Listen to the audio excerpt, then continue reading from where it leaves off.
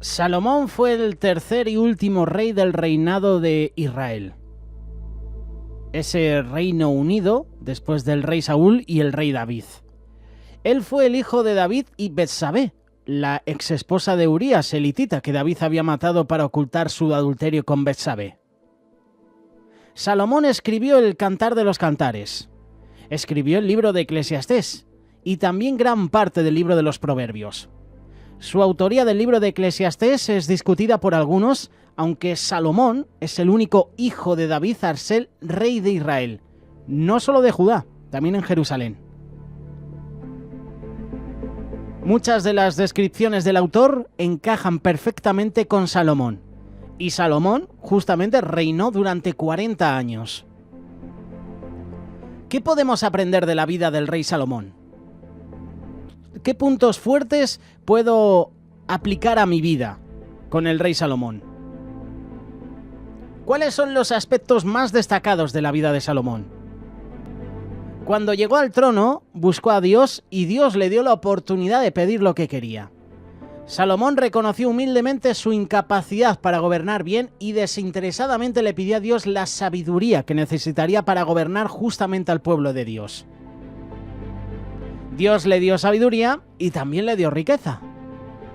De hecho, así excedía el rey Salomón a todos los reyes de la tierra en riquezas y en sabiduría. Es lo que dice Primera de Reyes capítulo 10, verso 23. Dios también le dio a Salomón paz por todos lados alrededor durante la mayor parte de su reinado. Una clara ilustración de la sabiduría de Salomón es el juicio que realizó de una disputa sobre la identidad de la verdadera madre de un niño recién nacido. Seguramente te acuerdas de esa historia. Está en Primera de Reyes capítulo 3, versos del 16 al 28. Salomón propuso dividir el niño vivo por la mitad, sabiendo que la verdadera madre preferiría perder a su hijo con otra mujer y no que lo mataran. Salomón no solo fue sabio en su reinado, además tuvo una gran sabiduría. Y su sabiduría fue conocida en su tiempo. La reina de Sabá viajó 1200 millas para comprobar los rumores de su sabiduría y de su grandeza. Salomón le contestó todas sus preguntas y nada hubo que el rey no le contestase. Cuando la reina de Sabá vio toda la sabiduría de Salomón y la casa que había edificado, asimismo la comida de su mesa, las habitaciones de sus oficiales, el estado y los vestidos de los que le servían, sus maestresalas, sus holocaustos que ofrecía en la casa de Jehová, se quedó asombrada. Y podríamos decir que la reina de Sabá se frotó las manos y dijo para sí, bueno, pues creo que ya sé dónde quedarme. Salomón no solo resultó ser conocedor, sino que además puso su sabiduría en acción, de tal manera que su reinado funcionó bastante bien. Como hemos mencionado, Salomón escribió muchos proverbios y cantares. Completó muchos proyectos de construcción. Además, Salomón también construyó una flota de buques y adquirió toneladas de oro de Ofir con Irán, rey de Tiro, su aliado. Quizás el proyecto de la construcción más importante de Salomón era terminar el templo judío por instrucciones y disposiciones de su padre David. Salomón tuvo 700 esposas, 300 concubinas, muchas de ellas eran extranjeras que lo llevaron a la idolatría en su vejez, y esto enojó grandemente a Dios. Primera de Reyes capítulo 11 versos 9 y 10 registra el enojo del Señor. Y se enfadó el Señor o se enojó el Señor contra Salomón por cuanto su corazón se había apartado del Señor Dios de Israel, que se le había aparecido 2 veces. Le había mandado acerca de esto que no siguiese a dioses ajenos. Mas él no guardó lo que le mandó el Señor. Dios le dijo a Salomón que iba a quitar su reino, pero por el bien de David no lo iba a hacer durante la vida de Salomón. También prometió que no se separaría todo el reino.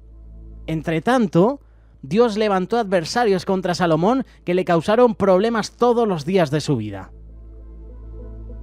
Jeroboam, quien se convertiría en el primer rey de Israel, también comenzó a rebelarse contra Salomón, pero este huyó. El reino fue dividido bajo el gobierno de Roboam, hijo de Salomón. La referencia está en Primera de Reyes, capítulo 12.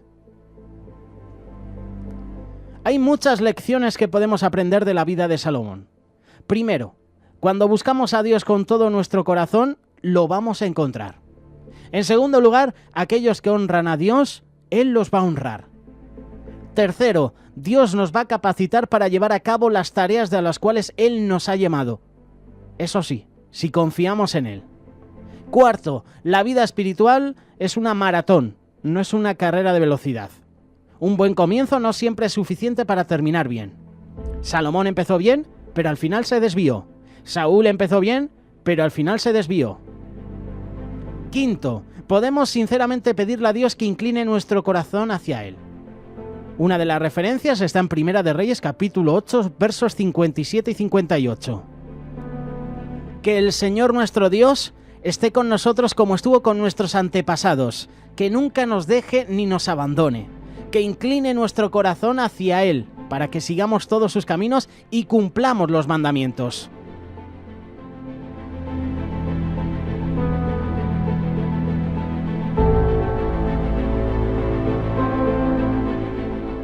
Vamos a caminar fuera del camino de rectitud si elegimos violar su palabra revelada.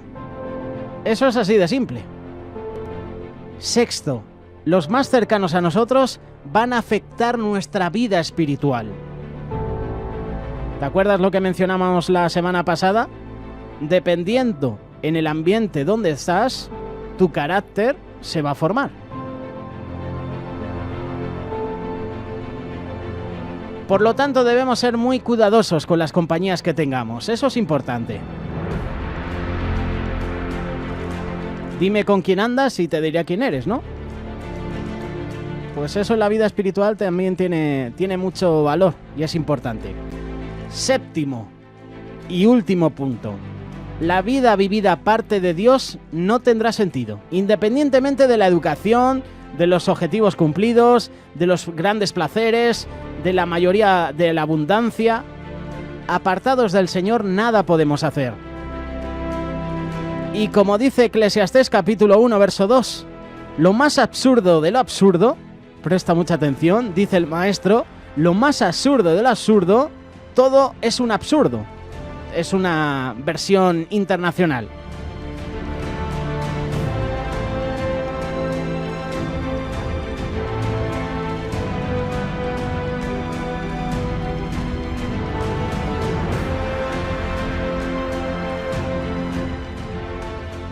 Si quieres te leo la versión que todos conocemos. Vanidad de vanidades, dijo el predicador, vanidad de vanidades, todo es vanidad. Palabras del predicador, hijo de David, rey en Jerusalén. ¿Qué podemos aprender de la vida de Salomón? La respuesta la hemos escuchado.